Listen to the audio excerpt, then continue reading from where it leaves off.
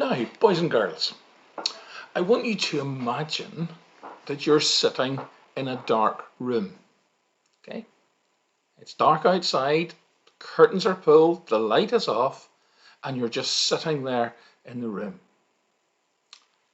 And then someone turns on the light, a bright light. What happens? Well, usually, if it's anything like me, what normally happens is I go, "Oh, that's so bright." Or sometimes I just have to close my eyes. And then afterwards, you see all these colored spots, maybe green spots or black spots or whatever, where the light had actually affected your eyes. If you've never experienced that, why not give it a go? Try it tonight and see what happens. When you're into your room, the light's turned off, get your mum or dad to turn it on whenever you're sitting in darkness and see what happens. Or sometimes if someone takes a photograph with a flash, a similar thing happens. You're not expecting it. The flash makes you close your eyes. And when you open them again, you see all these green spots. It's not very nice. And it takes a wee while for those spots to disappear.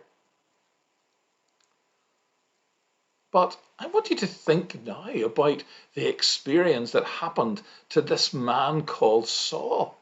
We've just been reading about it just before the last songs were sung. Saul, who was later called Paul, had an experience with a really, really bright light. That bright light came from heaven. It was so bright that he had to close his eyes. He had to cover them.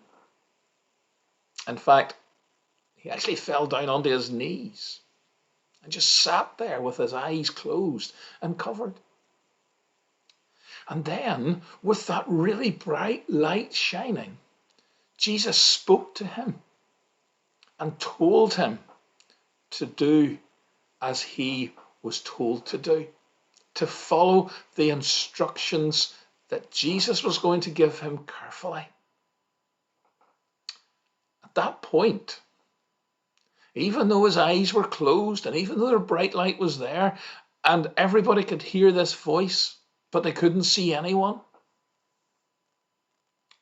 Paul or Saul trusted Jesus and he did what he was told. But whenever he opened his eyes again and the light had disappeared, not only was he in a situation about green spots, it was far worse than that. Because it was so bright, he was blind. When he opened his eyes again, he couldn't see a thing. And it stayed that way. In fact, Paul was blind for 3 days. But at that time, God told Ananias to go to him and restore his sight and to help him to know what to do. And that's exactly what happened. Even though Ananias was a bit scared of this man called Saul, who wasn't very nice at all to people who were Christians, God told him that he had now become a Christian and he didn't have to fear. So Ananias trusted God and he did what God told him. And when he went in, Saul's sight was restored and he was able to see again. And he followed Jesus. He followed what God wanted him to do and became that great man that we call Paul. And let's not forget, boys and girls, that Jesus wants us to follow him as well. Now, it's very unlikely that there's going to be a really bright light appear that makes us blind the way that it happened to Paul. But God simply wants you to listen to what you're being told, and then to follow Jesus by asking him to forgive you and then doing what he wants. And if you do that, he will show you what he wants you to do. You can read the Bible, you can pray, and he'll speak to you and tell you what he wants you to do.